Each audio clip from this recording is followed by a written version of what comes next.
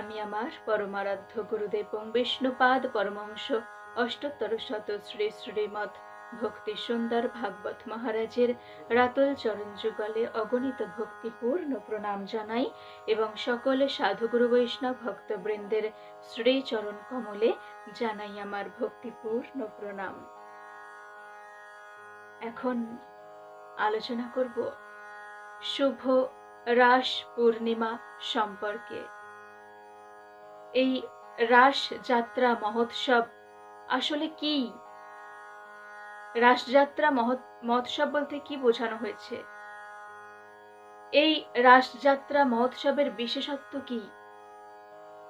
আর এই দিন আমাদের কি কি করণীয়, সেই সম্পর্কে এখন আমরা শ্রবণ করব।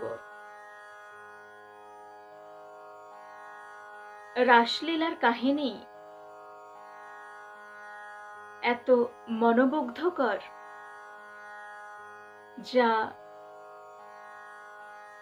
খুব গভীর মনোযোগ সহকারে শ্রবণ করলে মনের মধ্যে এক্ষুনি ভগবানের প্রতি প্রেম ভক্তি জাগ্রত হবে। অতি শ্রদ্ধা সহকারে ভক্তি সহকারে হৃদয়ঙ্গম যদি আমরা করতে পারি, তাহলে অবশ্যই আমাদের কৃষ্ণ প্রেম লাভ হবে, কৃষ্ণ ভক্তি জাগ্রত হবে। এই যে গোপিনীদের সাথে যে ভগবানের নৃত্য, এই নৃত্য রাসলীলা, এই লীলার কারণ কি? ভগবান কেন এই লীলা করলেন? এ সম্পর্কে জানতে গেলে আগে আমাদেরকে জানতে হবে যে এই গোপিনীরা কে, কেনই বা অনন্ত কোটি বিশ্ব ব্রহ্মাণ্ডের মালিক তিনি গোপিনীদের সাথে নৃত্য করেছিলেন। আর শ্রীমতী রাধারানীর কথা তো আমরা সবাই শুনেছি এর আগে। তিনি ভগবান শ্রীকৃষ্ণের হ্লাদিনী শক্তি, ভগবান শ্রীকৃষ্ণের অন্তরঙ্গা আরাধিকা শক্তি স্বরূপিণী, অন্তরঙ্গা আরাধিকা শক্তি। শ্রীমতী রাধারানী ভগবান শ্রীকৃষ্ণকে আনন্দ প্রদান করে থাকেন। আর এই গোপিনীদের পরিচয় আমাদেরকে এবার জানতে হবে। এই গোপিনীরা কে?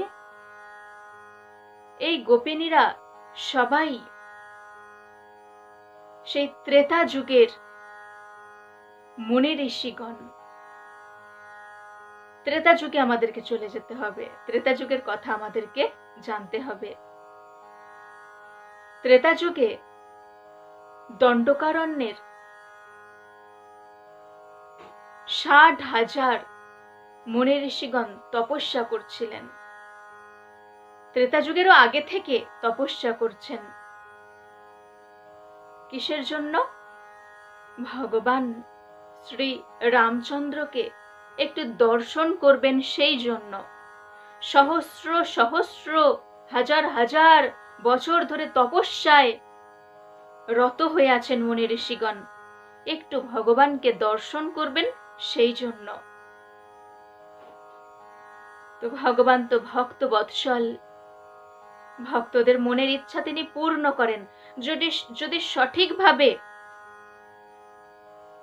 সৎ উদ্দেশ্য নিয়ে, যদি প্রেম ভক্তি সহকারে ভগবানের কাছে যদি কাতরভাবে প্রার্থনা করা হয়, তাহলে ভগবান ভক্তের সেই প্রার্থনা অবশ্যই পূরণ করেন, ভক্তের মনের ইচ্ছা অবশ্যই পূরণ করেন।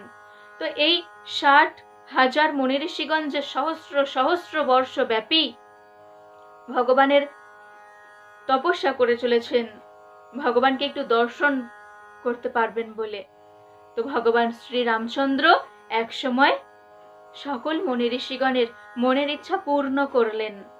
ভগবান শ্রী রামচন্দ্র দর্শন প্রদান করলেন। ভগবান শ্রী রামচন্দ্রকে দর্শন পাওয়ার জন্য ব্যাকুল ছিলেন মুনি ঋষিগণ। এবার যখন দর্শন লাভ হলো তখন তো আরো ব্যাকুল হয়ে গেলেন। মুনি ঋষিগণ আরো ব্যাকুল হলেন প্রভুকে দেখার পর। ভগবান শ্রী রামচন্দ্রের রূপ এত মনোমুগ্ধকর যে সেই রূপে সকলে মোহিত হয়ে গেলেন। সকলে বলতে লাগলেন যে হে প্রভু, আমরা ধন্য, আমরা ধন্য হয়েছি। তো হে প্রভু,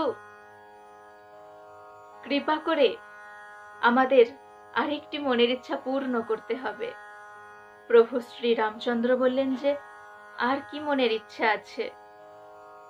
মুনি ঋষিগণ বললেন যে হে প্রভু, আপনার রূপে আমরা এত মোহিত হয়েছি যে আপনার দাসিত্ব প্রার্থনা করছি। আমরা আপনাকে পতিরূপে লাভ করতে চাই। তো পতিরূপে লাভ করতে চাইলে অবশ্যই নারী দেহ লাভ করতে হবে, তবেই তো নারী আর পুরুষ, তবেই তো পতিরূপে লাভ করা যাবে। তো এটা একটা ব্যাপার আছে। আর একটা ব্যাপার হচ্ছে, ভগবান শ্রী রামচন্দ্র বললেন যে এই যুগে তা কখনো সম্ভব হবে না। এই ত্রেতা যুগে আপনাদের ইচ্ছা পূরণ করা সম্ভব হবে না, কারণ এই যুগে আমার একটা লক্ষ্য স্থির হয়ে আছে। কি কি কাজ হবে, ভগবান কি কি কাজ করবেন সেটা আগে থেকে নির্দিষ্ট হয়ে থাকে। তো সেই জন্য ভগবান শ্রী রামচন্দ্র বললেন যে এই যুগে তা সম্ভব নয়। তবে হ্যাঁ, আপনাদের যখন এত ইচ্ছা, তো আপনাদের মনের ইচ্ছা তো আমাকে পূরণ করতেই হবে। ভগবান তো ভক্তবৎসল, ভক্ত বাঞ্ছা পূর্ণকারী, ভক্তদের মনের ইচ্ছা পূরণ করে থাকেন, তাই তো তিনি ভগবান। তো ভগবান বললেন যে এই ইচ্ছা অবশ্যই পূরণ হবে, সেটা দাপর যুগে। দাপর যুগে সবাই তোমরা গোপ কন্যা, গোপিনী রূপে জন্মগ্রহণ করবে। আর সেখানে আমি সেখানে যখন লীলা করব, তখন সেই ইচ্ছা অবশ্যই পূর্ণ করব। তো সেই দিনটির অপেক্ষায় সকলে আছেন যে কবে সেই দিন আসবে। তো কালের নিয়মে সেই দিন অবশ্যই এসে উপস্থিত হয় এক সময়। সকল মুনি ঋষিগণ গোপ কন্যা, গোপিনী রূপে জন্মগ্রহণ করলেন, আবির্ভূতা হলেন। আর এদিকে ভগবান শ্রীকৃষ্ণ নন্দ মহারাজের পুত্র রূপে এলেন ধরাধামে। তো নন্দ মহারাজের পুত্র রূপে এসে তিনি যখন আবির্ভূত হলেন, তখন নন্দ মহারাজের পুত্রকে মানে ভগবান শ্রীকৃষ্ণকে দেখে সেই গোপিনীরা সকলে সেই পূর্ব স্মৃতি অনুযায়ী সবাই যেন মোহিত, ভগবান শ্রীকৃষ্ণের প্রতি মোহিত। ভগবান শ্রীকৃষ্ণের রূপ তো ভগবান শ্রী রামচন্দ্রের থেকেও আরো বেশি। কৃষ্ণ শব্দের অর্থই হচ্ছে সর্বাকর্ষক, যা সবকিছুকে আকর্ষণ করতে পারে। সর্বাকর্ষক কৃষ ধাতু থেকে, সংস্কৃত কৃষ ধাতু থেকে উৎপত্তি হচ্ছে, যার অর্থ হচ্ছে সর্বাকর্ষক, সমস্ত কিছুকে আকর্ষণ করে। আর ভগবান যিনি, তিনি তো স্বরৈশ্বর্য সম্পন্ন, যার মধ্যে স্বর ঐশ্বর্য আছে, 6টি ঐশ্বর্য আছে। সমগ্র ধন সম্পত্তি, সমগ্র যশ, সমগ্র শক্তি, সমগ্র জ্ঞান, সমগ্র সৌন্দর্য আর সমগ্র বৈরাগ্য। ভগবান শ্রীকৃষ্ণ তো স্বরৈশ্বর্য সম্পন্ন। ভগবান শ্রীকৃষ্ণকে দর্শন করার জন্য গাছপালা, পশু পাখি সবাই অপেক্ষা করে থাকতো যে কখন কৃষ্ণ এই পথ দিয়ে আসবে আর আমরা একটু দেখতে পাবো কৃষ্ণকে। সেই ছোট্ট থেকেই কৃষ্ণের প্রতি সবাই আকর্ষিত। তারপর তৃণ, ঘাস এরা অপেক্ষা করে থাকতো যে কখন কৃষ্ণ আসবে, যে আমার ওপর দিয়ে যাবে। ভগবানের চরণ স্পর্শ হবে আমাদের ওপর। এই রকম ভাবে সবাই অপেক্ষা করে থাকতো। আর গোপিনীরা তো সেই কৃষ্ণকে দেখার পরে, কৃষ্ণকে লাভ করার জন্য পাগলিনী। প্রতিদিন যমুনার তটে গিয়ে, যমুনা নদীর তটে গিয়ে যমুনা দেবীর কাছে প্রার্থনা করত গোপিনীরা, পূজার্চনা করত যমুনা দেবীকে। কখনো কাত্যায়নী দেবীর ব্রত করছেন, কাত্যায়নী দেবীর ব্রত করেছে ভগবানকে লাভ করার জন্য প্রতিরূপে। তো এক সময় যমুনা দেবী তিনি দর্শন প্রদান করলেন, দর্শন দিলেন। তো দিয়ে বলছেন যে আমাকে কেন এত ডাকছো তোমরা? তখন গোপিনীরা সবাই বলছে যে হে যমুনা দেবী, আমাদেরকে কৃপা করুন, আমাদেরকে আশীর্বাদ করুন, যেন ওই যে নন্দ মহারাজের পুত্র আছে কৃষ্ণ, ওই নন্দ মহারাজের পুত্রকে যেন প্রতিরূপে লাভ করতে পারি। তখন যমুনা দেবী বললেন যে অবশ্যই একসময় সেই মনের ইচ্ছা তোমাদের পূর্ণ হবে। কাত্যায়নী দেবীর ব্রত করতে লাগলো। তো কাত্যায়নী দেবীও আবির্ভূতা হলেন।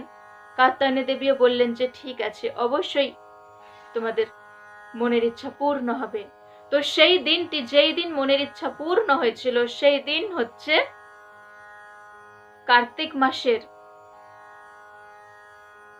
পূর্ণিমা, রাস পূর্ণিমা।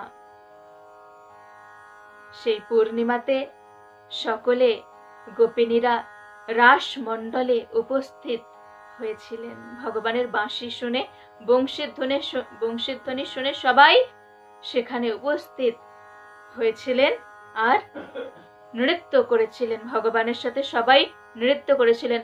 তখনকার দিনে এমনই ছিল যে কোনো নারী কোনো পুরুষকে স্পর্শ করবে না, হাত পর্যন্ত স্পর্শ করতে পারবে না। যদি কখনো হাত স্পর্শ করে ফেলে তাহলে ভেবে নিতে হবে এরা স্বামী স্ত্রী, তার সাথে বিবাহ দিতে হতো। এমনই তখন রীতিনীতি ছিল। আর সেই সময় ভগবানের সাথে নৃত্য করার সুযোগ লাভ করেছিলেন, সবাই নৃত্য করার সুযোগ লাভ করেছিল। সেই সুযোগ ভগবান প্রদান করেছিলেন। এইভাবে গোপিনীদের মনের ইচ্ছা পূর্ণ হয়েছিল। তো এই যে রাস নৃত্য, এটা কোনো সাধারণ জড়জাগতিক নৃত্য নয়, কোনো সাধারণ জড়জাগতিক নৃত্য নয়। তা হলো দিব্য নৃত্য, যেখানে জীবাত্মার সাথে পরমাত্মার মিলন হয়েছে সেই নৃত্য। তো রাসযাত্রা মহোৎসবের বিশেষত্ব হচ্ছে এটাই যে জীবাত্মার সাথে পরমাত্মার মিলন হয়েছিল এই রাস পূর্ণিমাতে। ভগবান শ্রীকৃষ্ণ পরমেশ্বর, পরম ব্রহ্ম, পরমাত্মা আর সকল গোপিনীরা সবাই তো পূর্বে মুনি ঋষিগণ ছিলেন, ওনারা সবাই স্ত্রী দেহ লাভ করলেন। তো সবাই জীবাত্মা, তো জীবাত্মার সাথে পরমাত্মার যে মিলন, এটা আর কখনো হয়নি, শুধুমাত্র রাস পূর্ণিমাতে হয়েছে। তাই এই রাসযাত্রার মহত্ব অনেক অনেক, যা বর্ণনা করে বলা সম্ভব নয়। অনুভব করতে হবে, দিব্য অনুভূতি চাই। দিব্য অনুভূতি দিয়ে তবে এই রাস পূর্ণিমার রাসযাত্রা মহোৎসবের কাহিনী হৃদয়ঙ্গম করা যাবে। আর এই রাস পূর্ণিমার দিন আমাদের কি কি করণীয় সেটা আমাদেরকে জানতে হবে। যেহেতু জীবাত্মার সাথে পরমাত্মার মিলনের দিন, ভগবান ভক্তদের মনের বাসনা পূর্ণ করেছিলেন, কারণ গোপিনীগণ নিজেদের সর্বস্ব ভগবানের চরণে অর্পণ করেছিলেন, সমর্পণ করেছিলেন নিজেদেরকে। সেই জন্য সেই যুগ যুগ ধরে, পূর্ব যুগ থেকে ভগবানের শ্রী চরণে ওনারা সবাই সমর্পিত। তাই ভগবানকে মনের ইচ্ছা তো পূর্ণ করতে হবেই। এই রাস পূর্ণিমার দিন আমাদের করণীয় কর্তব্য হচ্ছে এটাই। যদি সবাই ভাবতে থাকেন যে এই রাস পূর্ণিমা হচ্ছে গান নাচ এইসব দিয়ে হয়ে যাবে, এইসব গান নাচ বলতে গেলে ভজন সংকীর্তনের মধ্যে থাকতে হবে সারা দিন। সেই ব্রাহ্মমুহূর্ত থেকে শুরু করে শুচি শুদ্ধ হয়ে ভগবানের ভজন সংকীর্তনেই থাকতে হবে। আর মন প্রাণ সবকিছু, মতি গতি সবকিছু ভগবানের শ্রী চরণের প্রতি থাকবে। ভগবানের শ্রী চরণে যেন থাকে। কোন রকম জড়জাগতিক কর্মে ব্যস্ত থাকা উচিত নয় রাস পূর্ণিমার দিন। যারা এই রাস পূর্ণিমার মাহাত্ম্য বোঝে না তারা বলবে যে আরে রাস পূর্ণিমা তো কি হয়েছে, কাজ করো, কাজ করতেই হবে, এই করো সেই করো।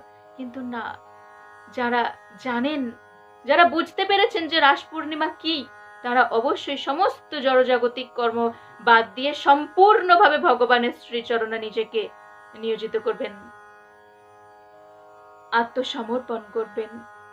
যে রাস নৃত্য দর্শন করার জন্য দেবাদিদেব মহাদেব পর্যন্ত চেষ্টা করেছিলেন যে একটু রাসমণ্ডলে প্রবেশ করে তিনি একটু দেখবেন, দেবাদিদেব মহাদেব তিনিও চেষ্টা করেছেন যে একটু দেখবেন যে ভগবান কেমন লীলা করছেন।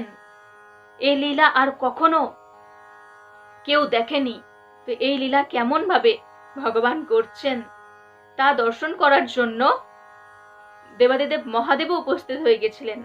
কিন্তু দেবাদিদেব মহাদেবের অর্ধাঙ্গিনী দুর্গা দেবী তিনি রাসমণ্ডলের গেটে দরজায় তিনি ছিলেন, যে কাউকেই ঢুকতে দেওয়া যাবে না। দেবাদিদেব মহাদেব তো অন্য রূপে এসেছিলেন, অন্য বেশ ধারণ করে এসেছিলেন, কিন্তু দেবী দুর্গা যিনি ভগবানের মায়া শক্তি, তিনি বললেন যে হে স্বামী, আপনাকেও আমি ঢুকতে দিতে পারি না, এই অনুমতি নেই, আপনিও ওখানে যেতে পারবেন না, ওখানে তো প্রভু উনি রাসলীলা করছেন।